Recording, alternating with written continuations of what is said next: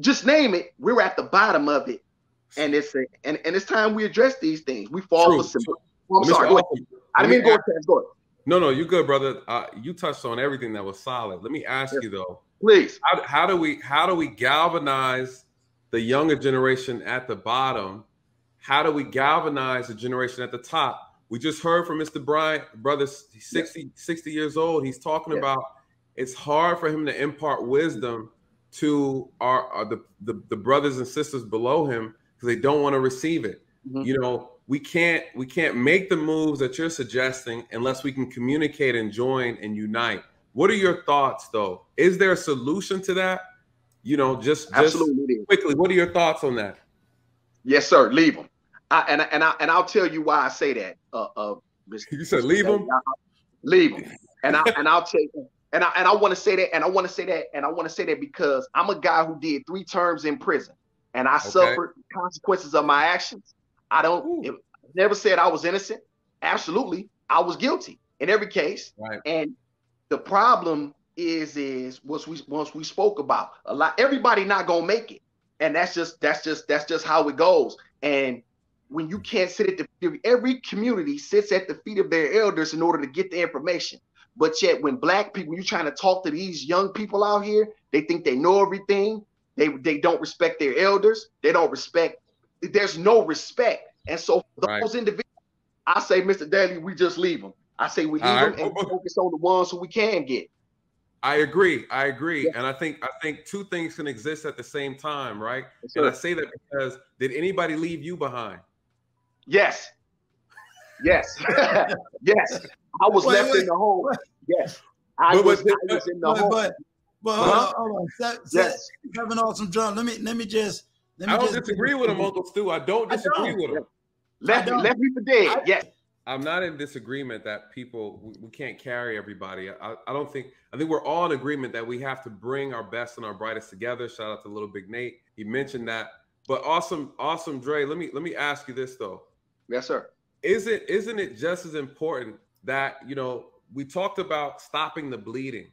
Because if we don't address the bleeding, just carrying on the best and the brightest isn't going to have the impact that we think I can't see it. I can't imagine it having the impact that we think it'll have if we don't address. I believe we can do 2 things at the same time.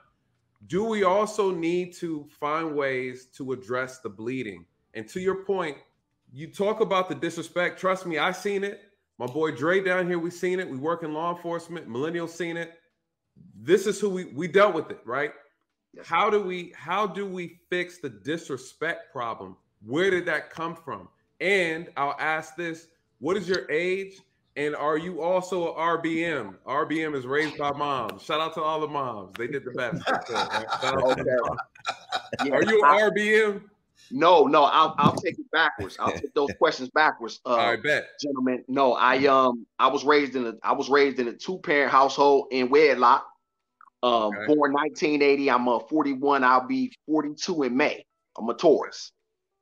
So yeah, okay. And I had two really good parents, and just a little quick backstory. And I told the story briefly. When I was in prison, I was on my way home, and I ended up getting into it with a guy, and I ended up stabbing him in the eye about a basketball game.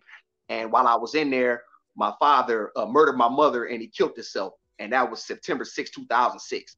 And I found out on the 12th. I was in the hole in Berriga Max. And I never got a chance to go to the funeral or anything like that. So that's kind of baked into this. And so when I say I got left, gentlemen, as far as the disrespect part, I think the disrespect comes because this culture has incentivized it. It doesn't, black masculinity isn't lifted up. And so for me, I didn't even learn how to respect my father until I was in prison and I started to understand the sacrifices. It's funny. And I want to thank Millennial Mark for bringing this up.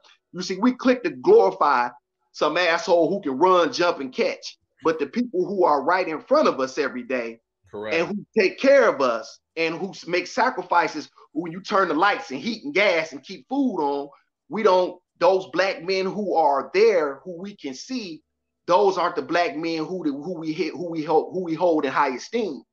The guys who raised me in prison were killers.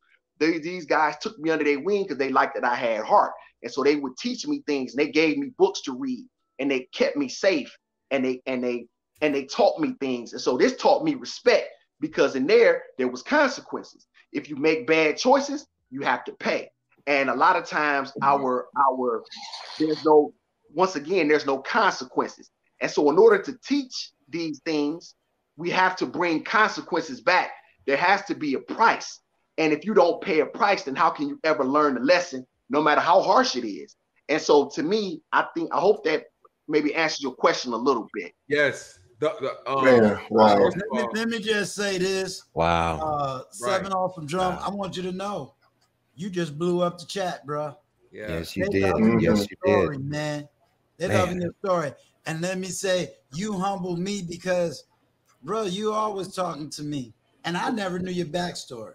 Mm-hmm. But you connected with me, and I want to say, I'm humbled. Man. Because you always say, Uncle, I'm rocking with you. I love you. And you. I mean, I'm going to tell y'all, my comment section with him is huge. And he knows I respond every single time. Never dismissed you. Never dismissed any videos you did. Told you, I got the one. You gave me permission to use the one. Dude, I could never give justice to you. So I will make sure you get an interview, because your story, man, that's deep. And the fact that you connected with me and you love my message and what I'm doing, yo, man, I'm honored by you.